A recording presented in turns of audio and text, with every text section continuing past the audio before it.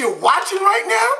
You're watching your E.TV weekly NFL report on Big Blue, the New York Giants. Now, last time that the Giants took on these Dallas Cowboys, and this is the team that they played in week number 10, demolished them. Scored 41 points, took out Tony Romo. Pretty much they came in the Giants Stadium, 1-7, destitute team, coming off a coach firing. Go out Saturday night, hang out, see what happens. But you know what? Head coach of the Dallas Cowboys, Jason Garrett, had these guys practicing in pads all week for the first time since summer camp, instituted a new dress code for road trips, and pretty much said this, like high school, no running on the field. No walking on the field. Only jogging on and running off. That's the way it's going to be. He's introducing a new culture, and the Cowboys are not your typical 1-7 team. In my opinion, they're a very talented team that's underachieving. Unfortunately, the Jets took one on the chin and lost 33-20 in this game. Now, it wasn't because, totally on the Giants. The Cowboys did come in. They were inspired. They came in with an attitude, a little bit of a swagger. And I mean, Dez Bryant, there are certain players that have that it factor. That have that, he just caught the ball and I'm scared about what he's going to do. Dez Bryant is that guy. I mean, he's almost like must-see TV in that whenever he touches the ball, your heart almost skips a beat because you think no matter what the scenario is, he's going to score a touchdown.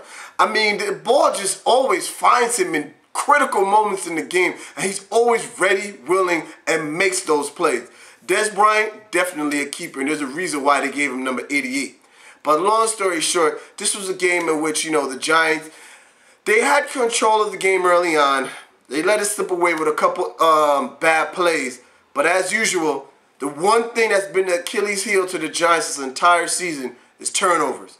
Now, when the score was in the Dallas Cowboys' favor early on in the game, Eli Manning threw a critical pick six in which it was not a pick six in terms the Giants couldn't come back for, but it was in the end zone of the Giants and returned 101 yards.